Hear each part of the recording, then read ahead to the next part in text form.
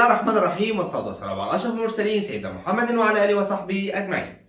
بناء على الناس اللي طلبت مني وسألتني في بعض الأسئلة إيه الفرق بين العمولة وبين الجاهز؟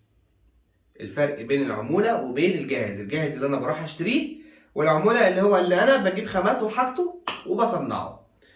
طيب عشان خاطر ما اطولش عليكم الفيديو، لأن الفيديو ده مش محتاج إن هو يبقى فيديو طويل.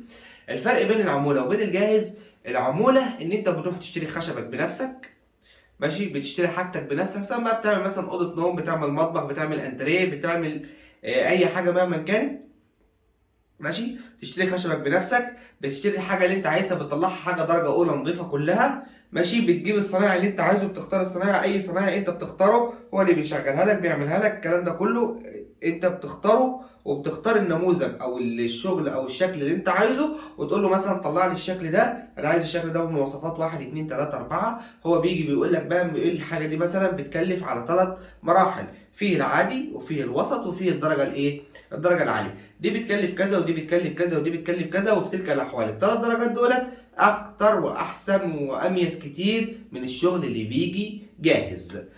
طب ما الشغل اللي بيجي جاهز برضه بيبقى معمول له نفس الحاجات دي؟ هقول لك لا، استنى. الشغل اللي بيجي جاهز، ماشي، بيبقى فيه حاجات كتير قوي، حاجات كتير قوي انت ما تعرفهاش، بس ما يعرفهاش غير الصنايعي.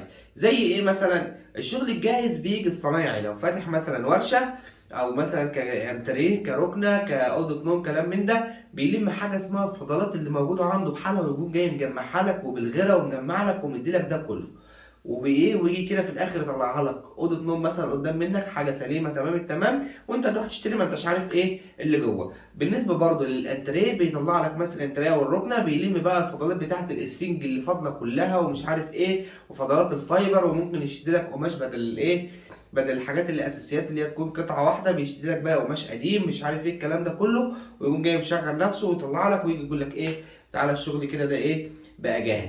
ممكن انت تروح تشتريها جاهزه وهي على نفس الوضع ده، كلها ملمومه نظام فضلات من المصانع كلها، ماشي، وتيجي برضو تشتريه اغلى من اللي انت هتجيبه، اغلى من اللي انت هتعمله عموله. فده الناس مفكره ان الحاجه دي بتتعمل من الدرجه الاولى، وهي ما بتبقاش مفكره ان الحاجه دي انت لما تيجي تفكها هتلاقي كلها نظام، كلها تلقيط وتلحيم سفنج في بعضه، وحاجات كلها قديمه.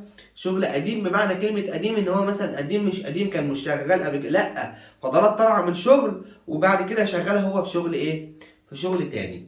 فدلوقتي عشان خاطر انت لو بتفكر انت تعمل حاجه، لا، هات صنايعي، قول للصنايعي ده انا عايزك تعمل لي كذا وكذا وكذا وكذا، اشتري حاجتك بايديك، اقف على الحاجه اللي انت بتشتريها، اقف على شغلك، اعرف شغلك ايه اللي هيتحط فيه، وكده تبقى انت ضمنت حاجتك حاجه كويسه وحاجه نظيفه. يا رب تكونوا استفدتوا من الفيديو بتاعنا النهارده، لان هو ده فرق مش كتير جدا بين ان انت تعرف ايه الفرق بين العموله وبين الجاهز، فرق بسيط جدا ومعروف واي حد يفهمه.